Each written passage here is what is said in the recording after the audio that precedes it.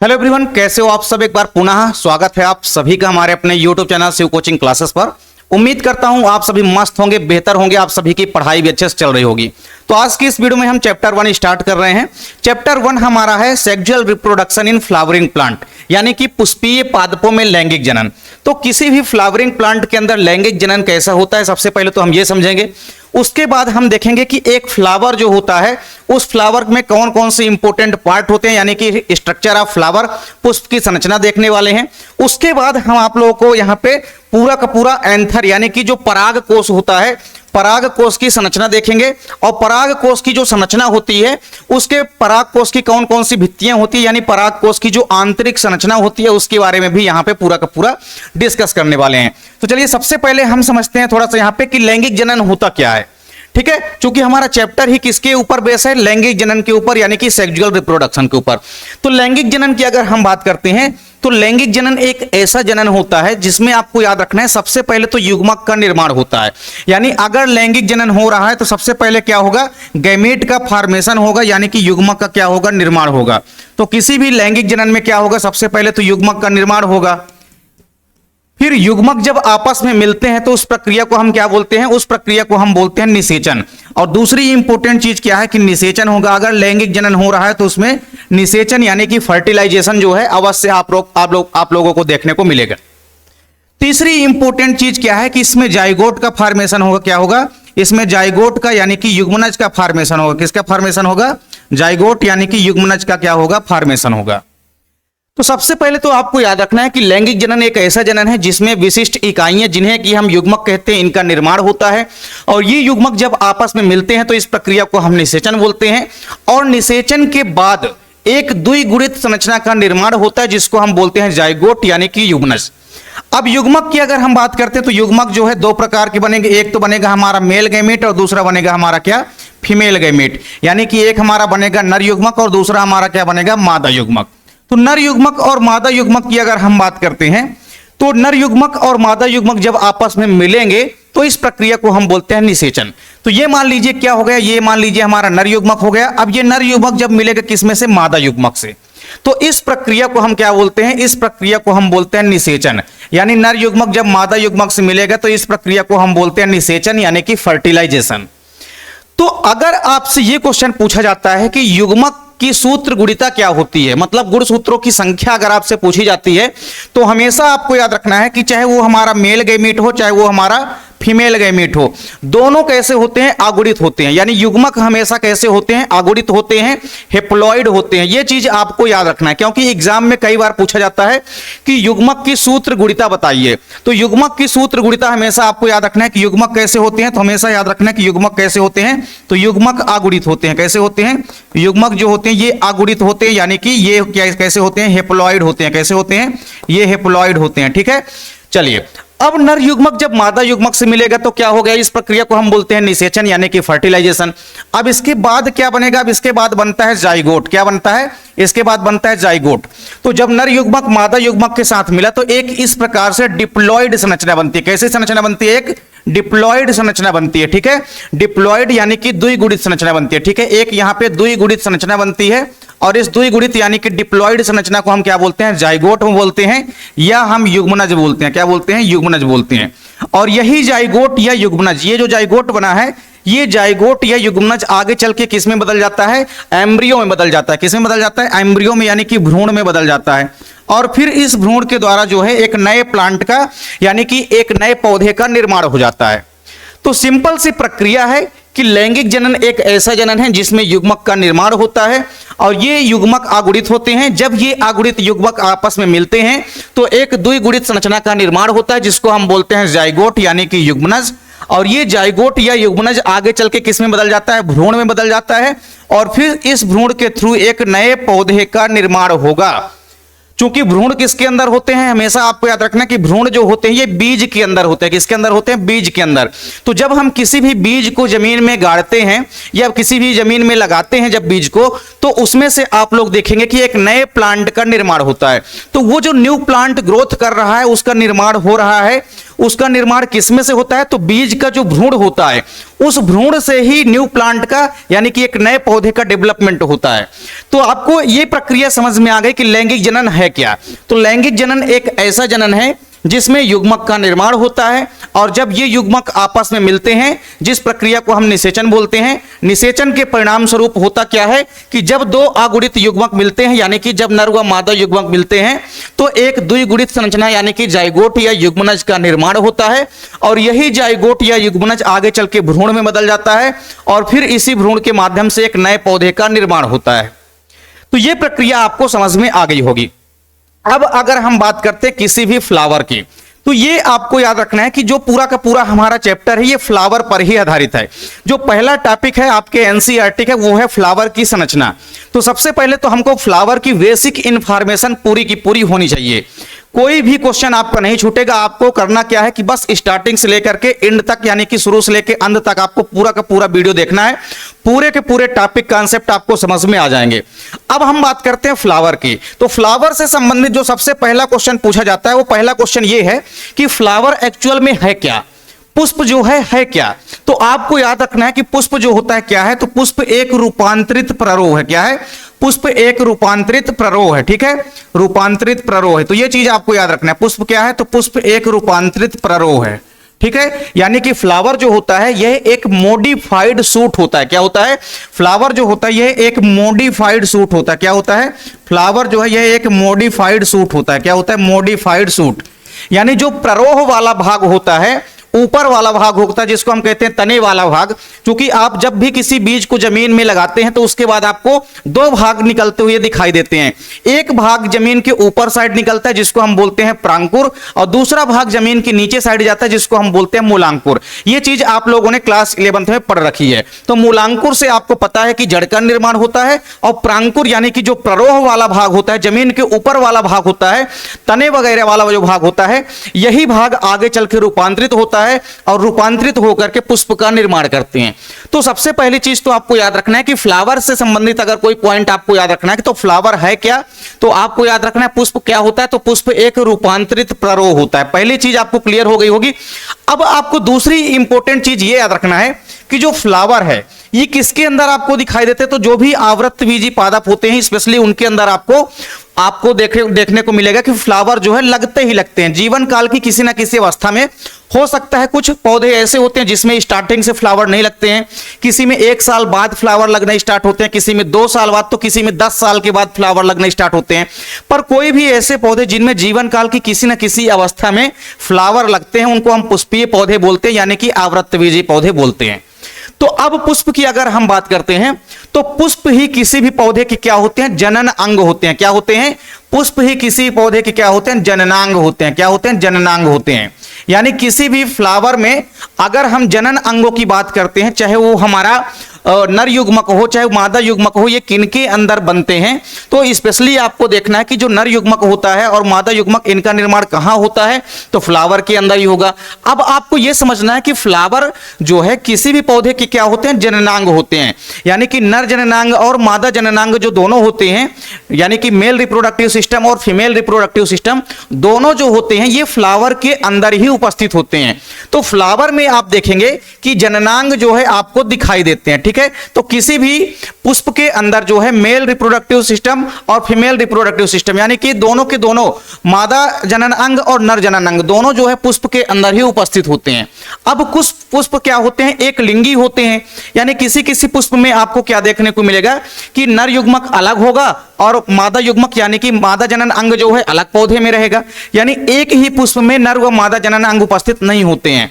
ठीक है, और कुछ पुष्प ऐसे होते हैं बाइसेक्सुअली यानी कि द्विलिंगी, जिनके अंदर एक ही पुष्प में नर व मादा जनन अंग दोनों उपस्थित होते हैं, तो उनको हम बोलते हैं द्विलिंगी यानी कि बाइसेक्सुअली फ्लावर।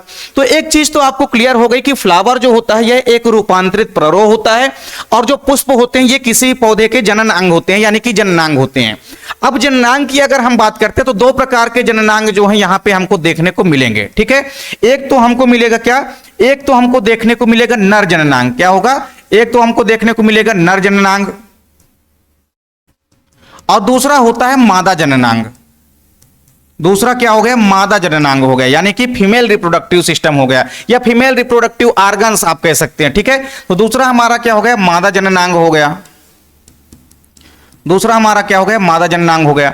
तो अब हम जब नर जननांग की बात करते हैं तो किसी भी फ्लावर में जो नर जननांग होता है, नर जननांग को हम क्या बोलते हैं, नर जननांग को हम बोलते हैं पुमंग। क्या बोलते हैं, पुमंग बोलते हैं। इसको हम इंग्लिश में बोलते हैं एंड्रोसियम। क्या बोलते हैं, इंग्लिश में हम बोलते हैं एंड्रोसियम। मादा जननांग की अगर हम बात करते हैं तो मादा जननांग को हम क्या बोलते हैं, जायांग बोलते हैं। क्या बोलते हैं, जायांग बोलते हैं, यानी कि गाइनोसियम बोलते हैं। तो एंड्रोसियम और गाइनोसियम।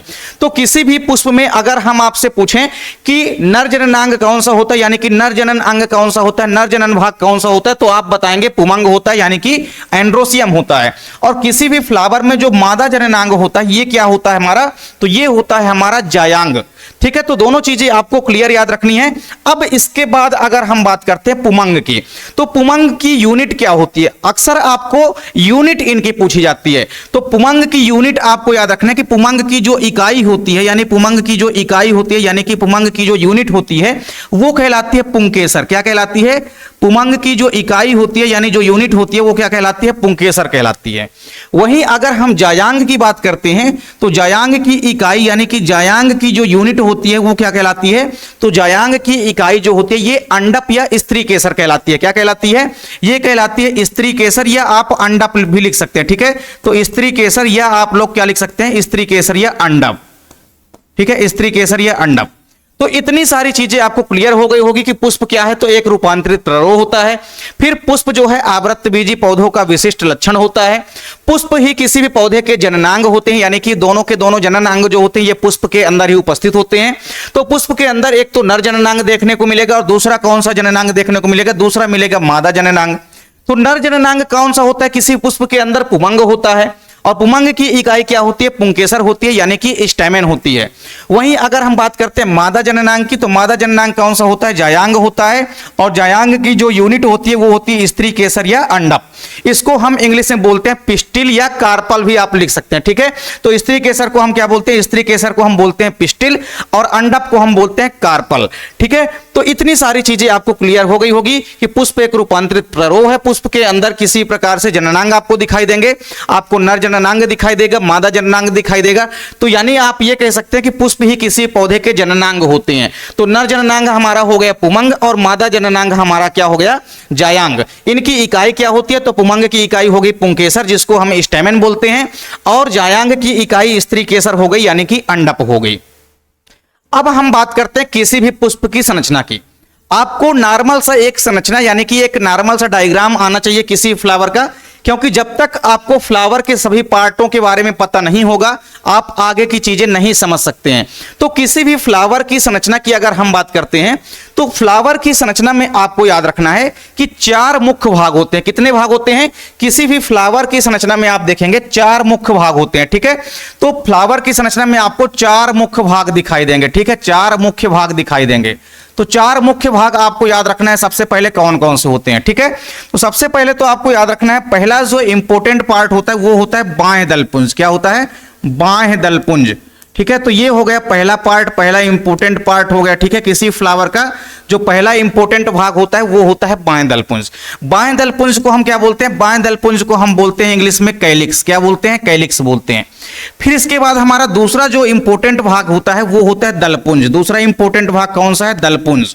ठीक है, दूसरा इंपॉर्टेंट भाग कौन सा है, दलपुंज। दलपुंज को हम इंग्लिश में क्या बोलते हैं, करोला बोलते हैं। ठीक है, क्या बोलते हैं, दलपुंज को हम इंग्लिश में क्या बोलते हैं, करोला बोलते हैं। फिर इसके बाद तीसरा जो इंपॉर्टेंट पार्ट होता है वो होता है पुमंग। क्या होता है, पुमंग। ठीक है, पुमंग को हम इंग्लिश में क्या बोलते हैं, पुमंग को हम बोलते हैं एंड्रोसियम। पुमंग को हम क्या बोलते हैं, एंड्रोसियम।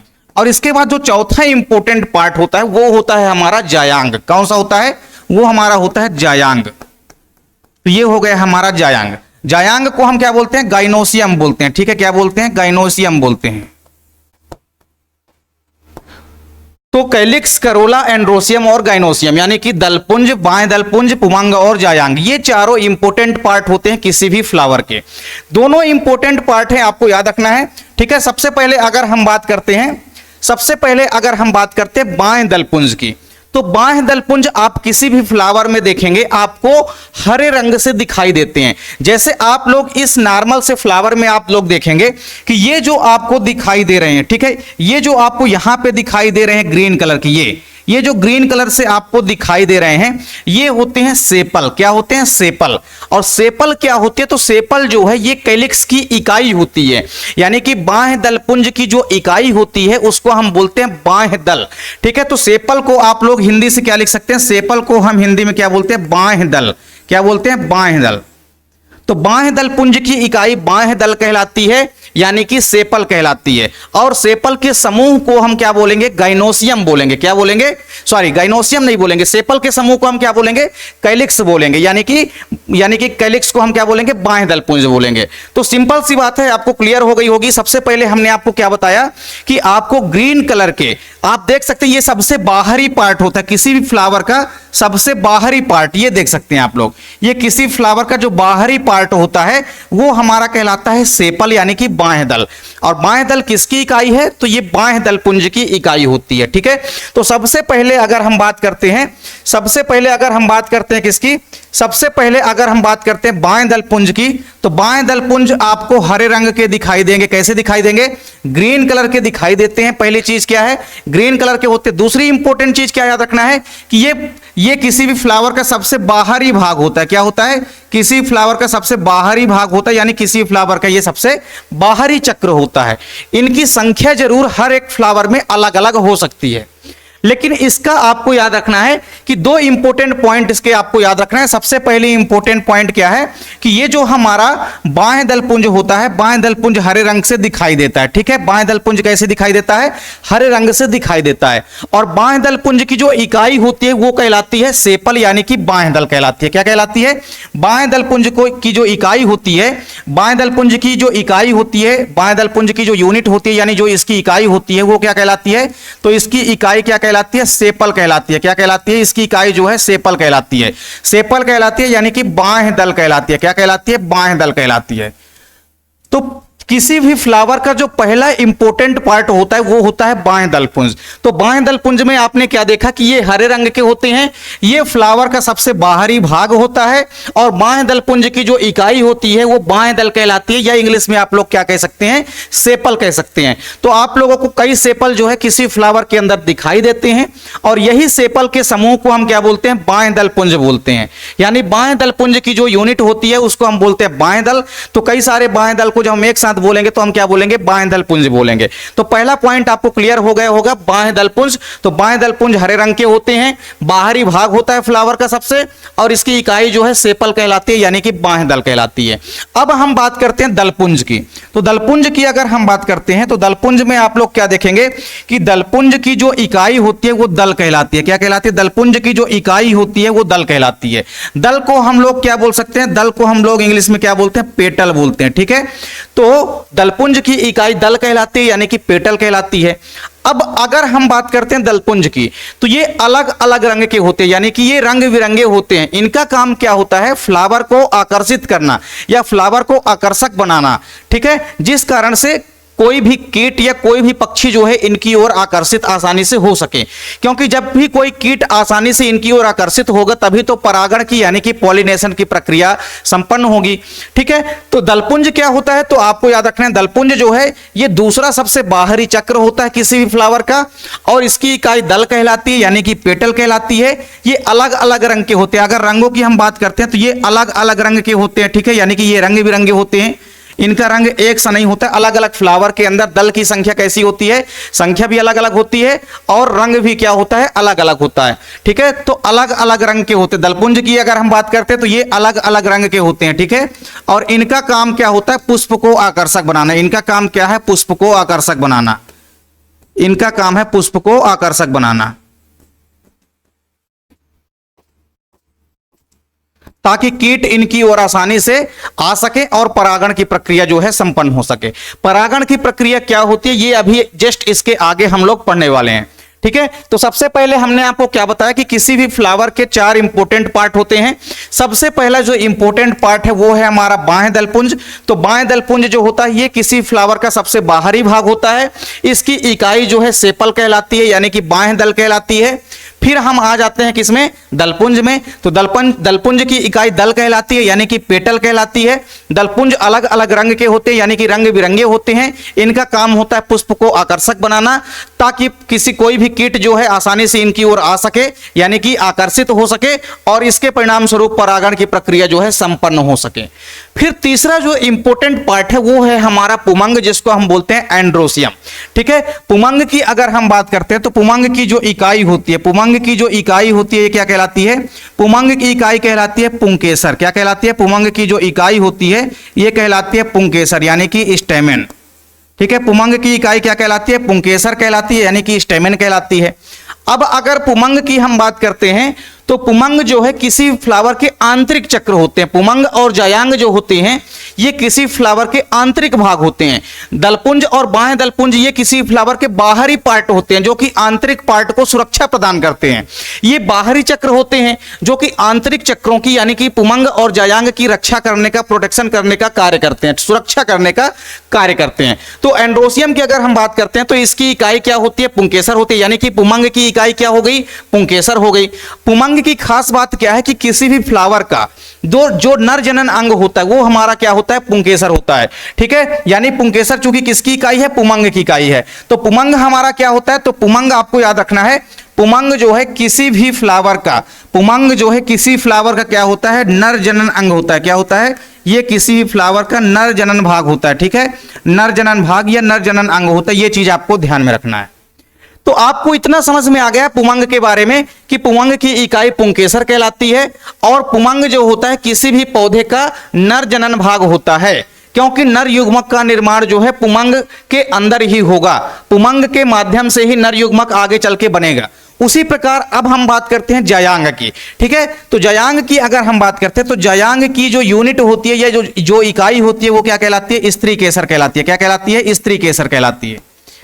जायांग की इकाई क्या कहलाती है, स्त्री केसर कहलाती है, या आप लोग क्या लिख सकते हैं, अंडप कहलाती है। ठीक है, स्त्री केसर या अंडप कहलाती है।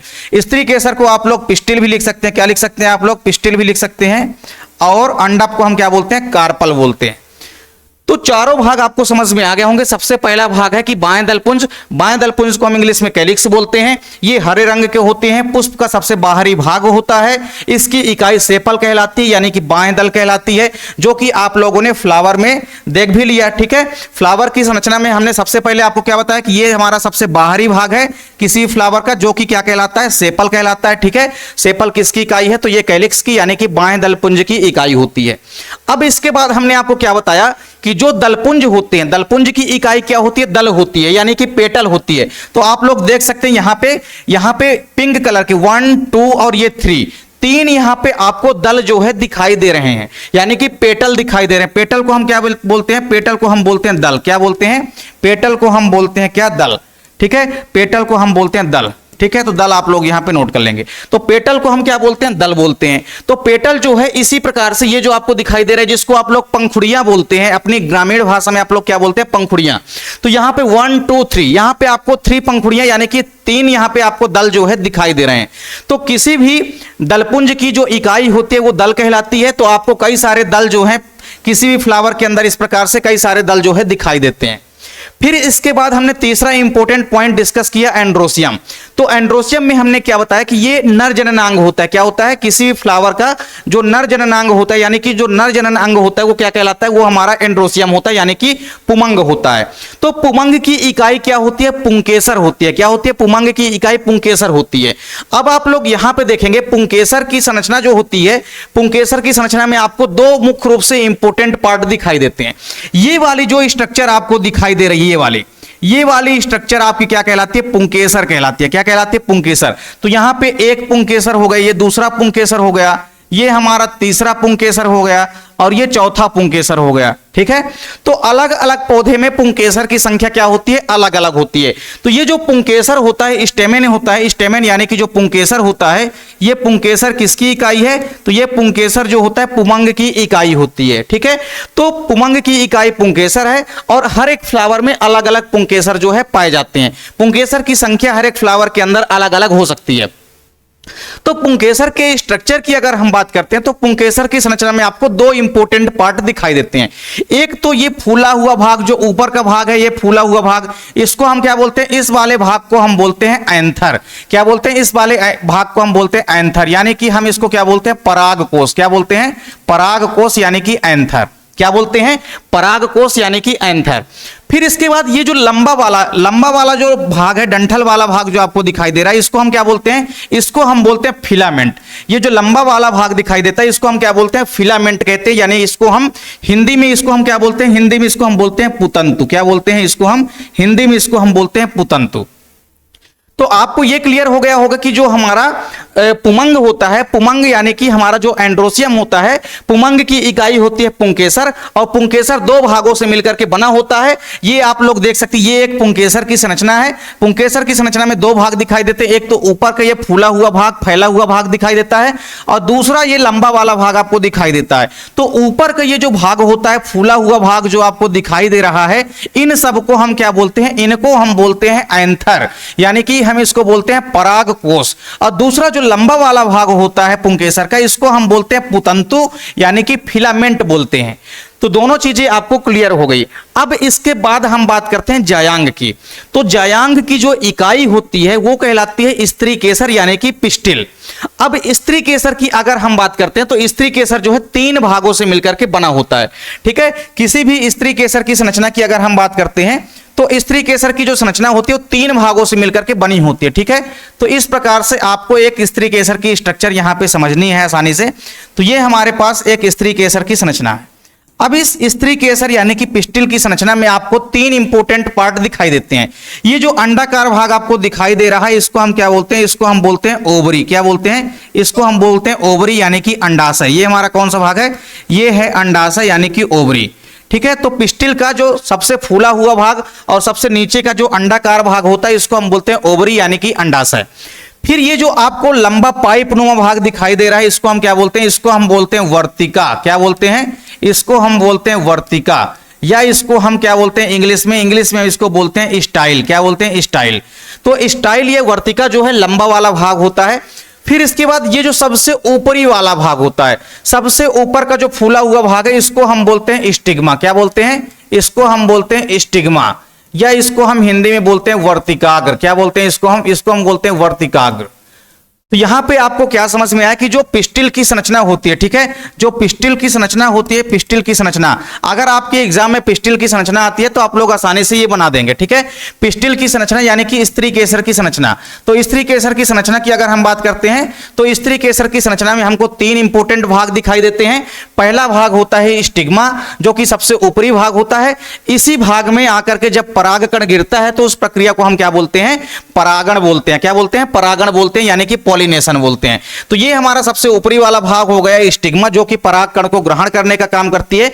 कई बार आपके एग्जाम में क्वेश्चन पूछा जाता है कि परागकण किसके द्वारा ग्रहण किया जाता है, तो आपको याद रखना है वर्तिकाग्र के द्वारा ग्रहण किया जाता है। फिर दूसरा इंपॉर्टेंट भाग है वर्तिका। फिर इसके बाद तीसरा जो इंपॉर्टेंट पार्ट है वो है हमारा ओवरी यानी कि अंडाशय। तो स्त्री केसर यानी कि पिस्टिल की संरचना जो होती है वो तीन भागों से मिलकर के बनी होती है, स्टिग्मा, स्टाइल और ओवरी, यानी कि वर्तिकाग्र, वर्तिका और अंडाशय।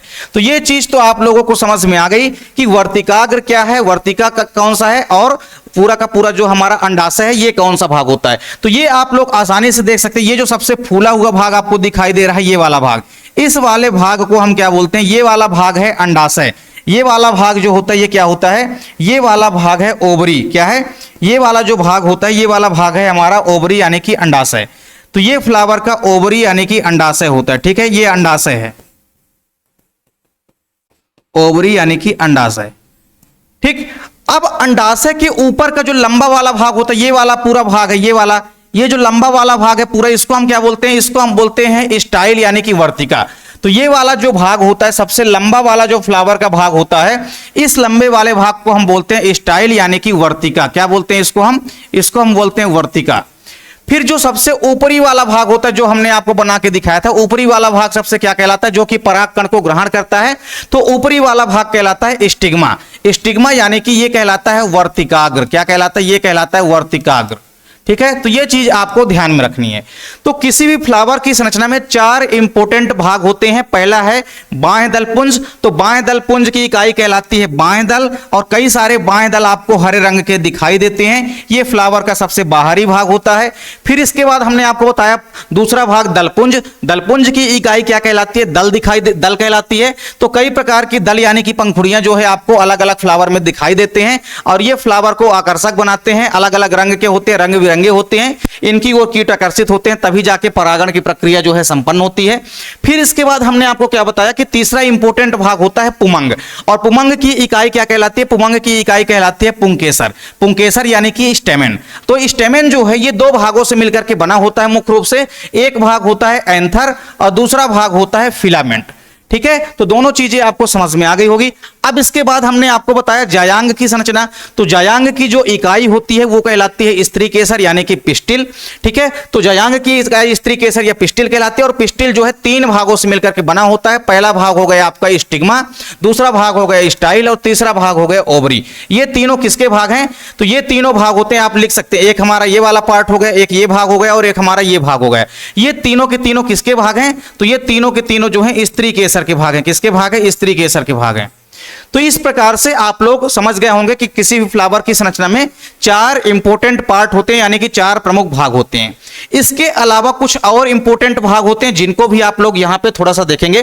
तो यहां पे एक और इंपॉर्टेंट पार्ट आपको याद रखना है, ये जो आपको गोलाकार फूली हुई ये संरचना आपको दिखाई दे रही है, ये जो संरचना आपको दिखाई दे रही है, इस संरचना को हम क्या बोलते हैं, इस संरचना को हम बोलते हैं रेसिप्टलेट, या आप कह सकते हैं रिसेप्टिकल बोलते हैं, इसको हम रिसेप्टिकल बोलते हैं, या इसको आप लोग थैलमस भी बोल सकते हैं। ठीक है, हिंदी में इसको हम क्या बोलते हैं, हिंदी में इसको हम बोलते हैं पुष्पासन। क्या बोलते हैं इसको हम बोलते हैं पुष्पासन।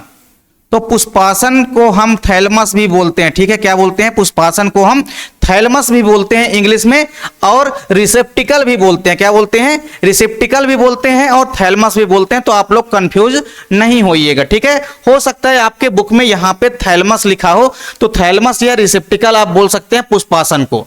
तो पुष्पासन क्या होता है, पुष्पासन जो है ये पुष्प का एक ऐसा इंपॉर्टेंट भाग है जिसके ऊपर पुष्प के चारों प्रमुख भाग जो है उपस्थित होते हैं, यानी कि विराजमान होते हैं या व्यवस्थित होते हैं। जैसे मान लीजिए हमारे पास क्या है, मान लीजिए हमारे पास क्या है, ये पुष्पासन हो गया, ये हमारे पास क्या हो गया, ये पुष्पासन हो गया। अब इस पुष्पासन में पुष्प के चारों प्रमुख भाग, जो पुष्प के 4 प्रमुख भाग हमने आपको बताए हैं, कौन कौन से, बाएं दलपुंज, दलपुंज, पुमंग और जायांग। तो पुष्प के चारों प्रमुख भाग जो है इसी पुष्पासन के ऊपर जो है व्यवस्थित होते हैं। चाहे सबसे पहले आप देखेंगे, सबसे पहले आपने देखा था कि बाएं दलपुंज होते हैं, तो इस प्रकार से पुष्पासन की संरचना में बाएं दलपुंज जो है क्या होते हैं, व्यवस्थित होते हैं। फिर इसके बाद दलपुंज व्यवस्थित होते हैं। ठीक है, फिर इसके बाद क्या व्यवस्थित होते हैं, दलपुंज व्यवस्थित होते हैं, कुछ इस प्रकार से। ठीक है, फिर इसके बाद आपने क्या देखा, व्यवस्थित होते हैं। इसके बाद फिर इस प्रकार से पुंकेसर कई सारे जो है व्यवस्थित होते हैं, पुंकेसर व्यवस्थित होते हैं। फिर जायांग भी व्यवस्थित होता है, यानी पुष्प का एक ऐसा भाग जिसके ऊपर पुष्प के चारों प्रमुख भाग व्यवस्थित होते हैं, उसको हम बोलते हैं पुष्पासन।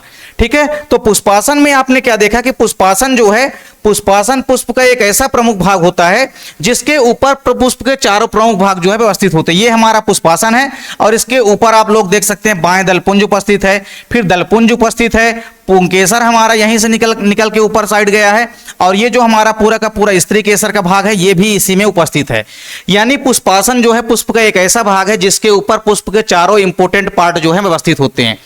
फिर इसके बाद एक और इंपॉर्टेंट पार्ट है जिसको हम बोलते हैं पेडिकल। क्या बोलते हैं, जिसको हम बोलते हैं पेडिकल, या इसको हम बोलते हैं क्या, इसको हम बोलते हैं पुष्प व्रंत। क्या बोलते हैं, पुष्प व्रंत, इसको हम बोलते हैं पुष्प व्रंत।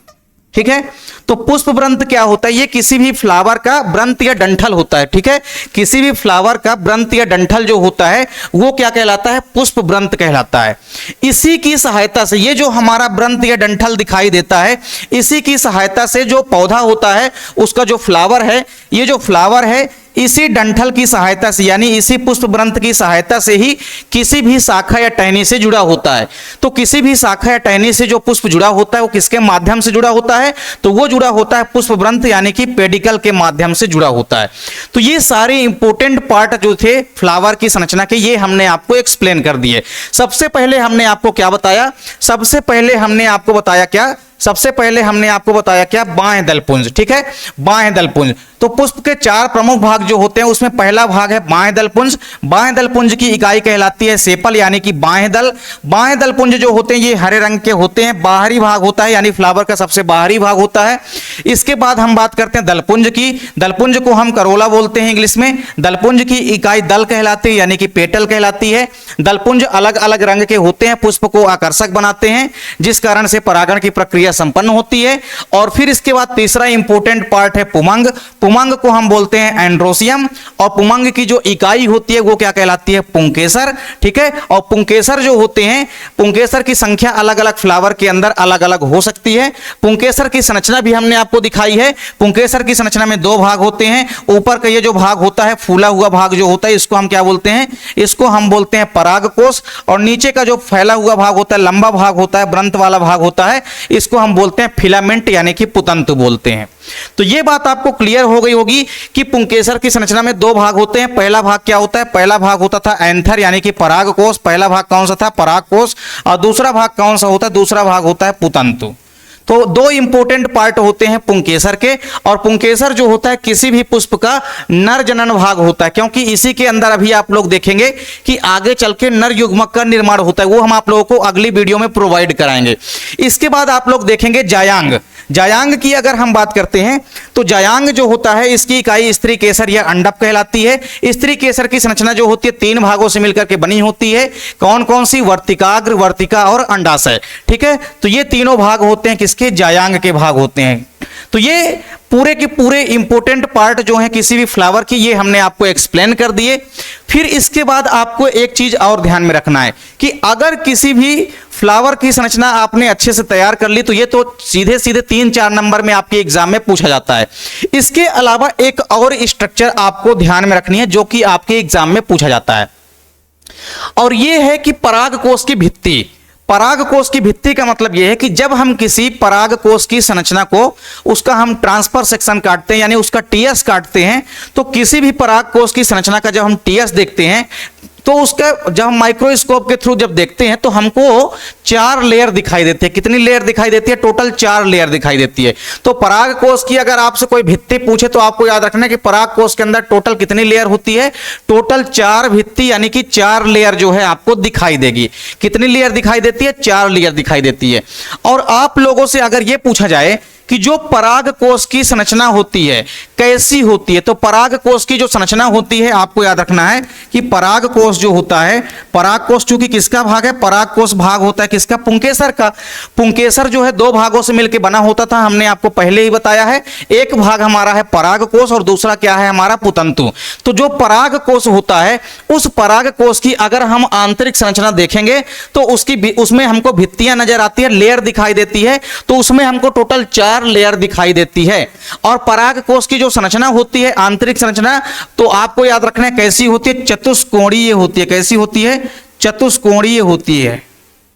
चतुष्कोणीय का मतलब है कि 4 कोण हमको दिखाई देते हैं। कैसी दिखाई देती है, चतुष्कोणीय दिखाई देती है। ये आप लोग देख सकते हैं, कुछ इस प्रकार से आप लोगों को यहां पे दिखाई दे रहा है, ठीक है। कुछ इस प्रकार से यहां पे आप लोगों को दिखाई दे रहा है किसकी संरचना, ये कुछ इस प्रकार से संरचना होती है किसकी, ये कुछ इस प्रकार से संरचना होती है परागकोश के आंतरिक संरचना की।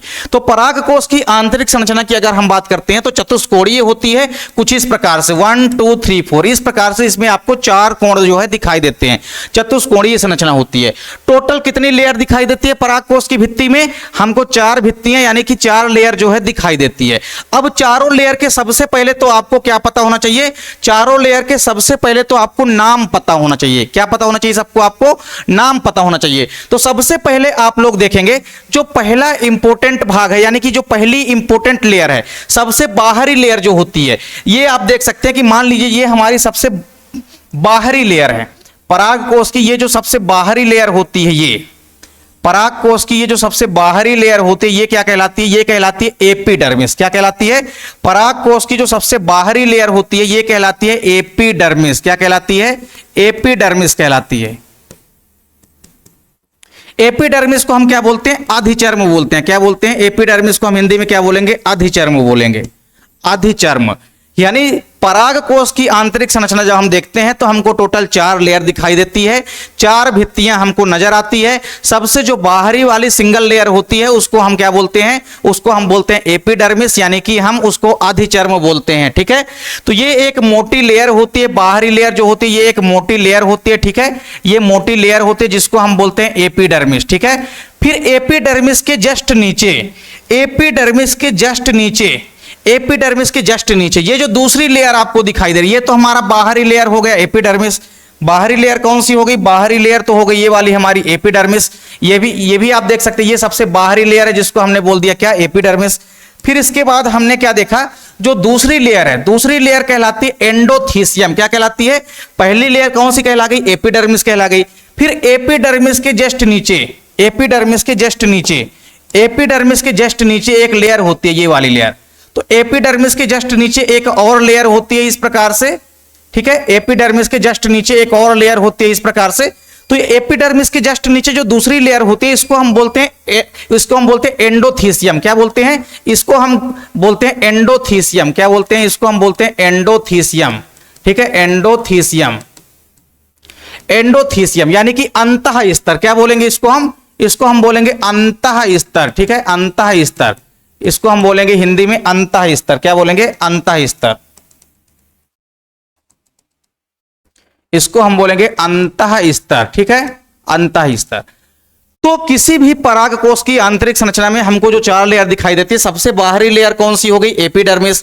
एपिडर्मिस सबसे बाहरी लेयर है। फिर इसके बाद जो दूसरी लेयर है, दूसरी इंपॉर्टेंट लेयर कौन सी होती है, दूसरी लेयर होती है एंडोथीसियम। ये एपिडर्मिस है, एपिडर्मिस के जस्ट अंदर, जस्ट एपिडर्मिस के अंदर जो होता है ये होता है एंडोथीसियम। ठीक है, और ये भी सिंगल लेयर ही होती है। दोनों की खास बात क्या है कि दोनों ही सिंगल लेयर होते हैं। ठीक है, फिर इसके बाद आप देखेंगे जो तीसरी स्तर होती है, तीसरी स्तर को हम क्या बोलते हैं, मिडिल लेयर बोलते हैं। तीसरी जो भित्ति होती है उसको हम क्या बोलते हैं, मिडिल लेयर यानी कि मध्य भाग बोलते हैं। इसको क्या बोलते हैं, मध्य भाग। ठीक है, तो सबसे पहले हमने आपको दिखाया कि एक तो मान लीजिए ये क्या हो गई, सबसे बाहरी परत हो गई जिसको हमने क्या बोल दिया, एपिडर्मिस बोल दिया। फिर इस एपिडर्मिस के जस्ट अंदर, इस एपिडर्मिस के जस्ट अंदर इस प्रकार से एक लेयर होती है, ये हमारी एपिडर्मिस हो गई। एपिडर्मिस के जस्ट अंदर जो ये वाली लेयर है ये कहला गई एंडोथीसियम। ये क्या कहला गई, ये कहला गई हमारी एंडोथीसियम। ठीक है, एंडोथीसियम कहला गई। फिर एंडोथीसियम के अंदर, एंडोथीसियम के अंदर भी इस प्रकार से 3 स्तरीय, इस प्रकार से 3 स्तरीय एक परत दिखाई देती है, ये वाली परत। ये आप लोग देख सकते हैं, ये जो मिडिल लेयर है, ये वाली जो लेयर है ये क्या कहलाती है, मिडिल लेयर है। तो जो हमारी एपिडर्मिस हो गई, एपिडर्मिस के अंदर क्या है, एपिडर्मिस के अंदर एंडोथीसियम है यानी कि अंतः स्तर है। और एंडोथीसियम के अंदर 3 स्तरीय एक परत होती है जिसको हम क्या बोलते हैं, जिसको हम बोलते हैं मिडिल लेयर। क्या बोलते हैं, जिसको हम बोलते हैं मिडिल लेयर यानी कि मध्य भाग। क्या बोलते हैं, मिडिल लेयर। ठीक है, मिडिल लेयर, मिडिल लेयर यानी कि मध्य भाग जिसको हम बोलते हैं। क्या बोलते हैं इसको हम बोलते हैं मध्य भाग, मिडिल लेयर यानी कि मध्य भाग। फिर इसके बाद चौथा जो इंपॉर्टेंट पॉइंट है वो कहलाता है टेपिटम। क्या कहलाता है, चौथा जो इंपॉर्टेंट पॉइंट है वो कहलाता है टेपिटम। और टेपिटम की भित्ति आपको इस प्रकार से ये वाली गोलाकार संरचना जो है आपको दिखाई दे रही है, ये क्या है, टेपिटम है। ये क्या है, हमारा टेपिटम है। तो चौथा जो इंपॉर्टेंट लेयर है वो क्या है, टेपिटम। वो कौन सी लेयर है, टेपिटम। टेपिटम की खास बात आपको याद रखनी है, टेपिटम के 2-3 कार्य यहां पे हम आपको कवर कराएंगे जो कि अक्सर आपके एग्जाम में पूछे जाते हैं। 2 नंबर के क्वेश्चन में आप देखेंगे टेपिटम के कार्य जो है अक्सर पूछे जाते हैं। तो सबसे पहले आपको किसी भी पराग कोश की भित्ति की संरचना अगर आती है आपके एग्जाम में, तो पराग कोश भित्ति की संरचना में जब भी आप लिखेंगे आप बताएंगे कि किसी पराग कोश की जब हम आंतरिक संरचना की स्टडी करते हैं तो उसमें हमको 4 लेयर दिखाई देती है। सबसे बाहरी लेयर होती है एपिडर्मिस। फिर एपिडर्मिस के जस्ट अंदर एक सिंगल लेयर होती है जिसको हम बोलते हैं एंडोथीसियम यानी कि अंतः स्तर। और फिर उस अंतः स्तर के अंदर यानी एंडोथीसियम के अंदर 3 स्तरीय एक लेयर होती है जिसको हम बोलते हैं मिडिल लेयर। क्या बोलते हैं, जिसको हम बोलते हैं मिडिल लेयर। और मिडिल लेयर के अंदर एक लेयर होती है जिसको हम बोलते हैं टेपिटम। ठीक है, मिडिल लेयर के अंदर जो एक लेयर होती है उसको हम क्या बोलते हैं, टेपिटम। तो टेपिटम जो है एक इंपॉर्टेंट पार्ट है जो कि विकसित हो रहे परागकण को पोषण प्रदान करने का काम करता है। ठीक है, तो यहां पे थोड़ा सा आपको देखना है इनके कार्यों के बारे में। अगर आपसे मान लीजिए इनके कार्यों के बारे में पूछा जाता है तो सबसे पहले आप लोग क्या बताएंगे कि जो हमारा एपिडर्मिस है और जो हमारा एंडोथीसियम है, एपिडर्मिस और जो हमारा एंडोथीसियम है, इनका मुख्य रूप से कार्य क्या होता है? एपिडर्मिस और एंडोथीसियम, इनका मुख्य कार्य होता है जो आंतरिक वाली लेयर होती है, जैसे टेपिटम हो गई और मिडिल लेयर हो गई, तो टेपिटम की और मिडिल लेयर की सुरक्षा करना यानी कि प्रोटेक्शन करना, ये किसका काम होता है? ये काम होता है एंडोथीसियम और एपिडर्मिस का। तो एपिडर्मिस और एंडोथीसियम, बाहर की जो दोनों लेयर होती है, इनका काम होता है अंदर वाली लेयर की सुरक्षा करना, ठीक है। फिर इसके बाद अगर हम बात करते हैं मिडिल लेयर की, तो मिडिल लेयर का मुख्य जो काम होता है, मिडिल लेयर का जो मेन काम होता है, आपको याद रखना है, मिडिल लेयर का जो मेन काम होता है भोजन का संग्रहण करना होता है, ठीक है। और दूसरी इंपॉर्टेंट पार्ट क्या है कि जो पराग कोष जब फटता है, तो पराग कोष के फटने की प्रक्रिया को हम क्या बोलते हैं? स्फुटन बोलते हैं। क्या बोलते हैं? स्फुटन बोलते हैं। तो मिडिल लेयर का काम क्या होता है? मिडिल लेयर का काम होता है पराग कोष के स्फुटन में मदद करना, ठीक है। पराग कोष का जब स्फुटन होगा यानी फटेगा, तो पराग कोष के स्फुटन में मदद करना। पराग कोष के स्फुटन में कौन मदद करेगा? मिडिल लेयर जो है मुख्य रूप से जो है भाग लेती है। इसके अलावा थोड़ा बहुत एंडोथीसियम जो होती है ये भी भाग लेती है। तो एंडोथीसियम और मिडिल लेयर ये दोनों पराग कोष के स्फुटन में मदद करते हैं। तो ये दोनों चीजें आपको याद रखना है। जो बाहरी लेयर होती है ये प्रोटेक्शन प्रदान करती है, सुरक्षा प्रदान करती है आंतरिक लेयर की, और मिडिल लेयर और एंडोथीसियम का काम क्या हो गया? पराग कोष के स्फुटन में मदद करना। और इसके बाद हमारा बचा है क्या? टेपिडम। तो टेपिडम के अगर हम कार्यों की बात करते हैं, टेपिडम के अगर हम कार्यों की बात करते हैं, ठीक है, टेपिडम के अगर हम कार्यों की बात करेंगे तो देखिए आपको 2 से 3 काम याद रखना है, ठीक है। टेपिडम का जो पहला इंपॉर्टेंट काम होता है, पहला जो इंपॉर्टेंट कार्य होता है टेपिडम के कार्य अगर आपको याद रखना है, तो पहला इंपॉर्टेंट कार्य क्या होता है? हार्मोन्सों का स्रावण करना। इसके अलावा हार्मोन्सों एवं खनिज लवणों का संश्लेषण करना, ठीक है। या आप सिंपल सा कह सकते हैं विटामिन व हार्मोन्सों का क्या करना? सिक्रेशन करना, ठीक है। इसके अलावा स्पोरोपोलेनिन, सबसे पहला आपको लिखना है स्पोरोपोलेनिन। स्पोरोपोलेनिन, अभी आप लोग आगे पढ़ेंगे स्पोरोपोलेनिन क्या होता है। तो स्पोरोपोलेनिन जो है एक प्रकार का रसायन होता है जिसके थ्रू जो परागकण होता है, अभी आप लोग पढ़ेंगे, परागकण की जो बाहरी भित्ति होती है उसको हम बोलते हैं एक्साइन। तो परागकण की जो बाहरी भित्ति होती है वो बनी होती है स्पोरोपोलेनिन की, ठीक है। तो स्पोरोपोलेनिन एक प्रकार का रसायन है। तो स्पोरोपोलेनिन का जो निर्माण होता है कहां से होता है? टेपिटम से होता है। तो टेपिटम का इंपॉर्टेंट काम क्या है? स्पोरोपोलेनिन का निर्माण करना, ठीक है। पहला इंपॉर्टेंट काम तो यही हो गया, स्पोरोपोलेनिन का निर्माण करना। फिर दूसरा इंपॉर्टेंट काम क्या है? हार्मोन्सों का संश्लेषण करना, ठीक है। हार्मोनों का संश्लेषण, हार्मोनों का संश्लेषण भी आप लोग आसानी से लिख सकते हैं, ठीक है। हार्मोनों का संश्लेषण भी करता है। फिर इसके बाद तीसरा इंपॉर्टेंट काम क्या होता है? जो विकसित परागकण है, ठीक है, या विकासशील परागकण, जो परागकण विकसित हो रहा होता है, ठीक है, जिसको हम बोलेंगे विकासशील, ठीक है। तो विकासशील परागकण जो होता है, विकासशील परागकण को पोषण प्रदान करने का काम करता है, ठीक है। विकासशील परागकण को पोषण प्रदान करने का काम कौन करता है? विकासशील जो परागकण होता है उसको पोषण प्रदान करने का काम भी टेपिटम करता है। तो चौथा जो इंपॉर्टेंट पार्ट है परागकोष की लेयर का, जिसको हम बोलते हैं टेपिटम, तो टेपिटम के कार्य आपको याद रखना है। पहला है स्पोरोपोलेनिन का निर्माण करना, दूसरा है हार्मोनों का संश्लेषण करना, और तीसरा है विकासशील परागकणों को पोषण प्रदान करना। तो यहां पे उम्मीद करता हूं कि ये पॉइंट आपको क्लियर हो गए होंगे। तो किसी भी परागकोष की भित्ति अगर आप देखेंगे तो परागकोष की जैसे ही हम आंतरिक संरचना टीएस देखते हैं तो हमको 4 लेयर दिखाई देती है, एपिडर्मिस, एंडोथीसियम, मिडिल लेयर और टेपिटम, ठीक है। तो पहला आपको याद रखना है एपिडर्मिस, जिसको कि हम क्या बोलते हैं? जिसको हम बोलते हैं अधिचर्म बोलते हैं। एपिडर्मिस सबसे बाहरी सिंगल लेयर होती है, ठीक है, सबसे बाहरी सिंगल लेयर होती है जो कि आंतरिक लेयर को सुरक्षा प्रदान करती है। फिर इसके बाद हमने देखा एंडोथीसियम, जिसको हम बोलते हैं अंतः स्तर। तो एपिडर्मिस के जस्ट नीचे वाली जो सिंगल लेयर है उसको हम बोलते हैं एंडोथीसियम। ये परागकोष के स्फुटन में मदद करती है। इसके बाद हमने देखा तीसरा, जिसको हम बोलते हैं मिडिल लेयर। मिडिल लेयर जो है आपको याद रखना है कि ये भी परागकोष के स्फुटन में मदद करती है। और जो चौथा पॉइंट है, चौथी जो लेयर है उसको हम बोलते हैं टेपिटम। और टेपिटम के 3 इंपॉर्टेंट काम है, स्पोरोपोलेनिन का निर्माण करना, हार्मोनों का स्रावण करना, और इसके अलावा जो विकासशील परागकण होता है उसको पोषण प्रदान करना। ये भी टेपिटम का इंपॉर्टेंट काम होता है। तो टेपिटम के 3 इंपॉर्टेंट कार्य आपको याद रखना है। इसके अलावा परागकोष की आंतरिक संरचना का भी आप लोग स्क्रीनशॉट ले सकते हैं, क्योंकि ये इंपॉर्टेंट डायग्राम है, आपके एग्जाम में यहां से क्वेश्चन पूछे जाते हैं। ठीक है, तो आप लोग परागकोश की आंतरिक संरचना का भी स्क्रीनशॉट आसानी से ले सकते हैं। इसके अलावा आप लोगों को एक इंपॉर्टेंट चीज और याद रखनी है, जो कि हमने आपको पहले कवर कराया है, यानी किसी भी फ्लावर की संरचना को। तो किसी भी फ्लावर की संरचना में कौन कौन से इंपॉर्टेंट पार्ट होते हैं जिनको आपको याद रखना है। तो उम्मीद करता हूं कि आज का ये जो पहला लेक्चर है आपको समझ में पूरी तरह से आ गया होगा।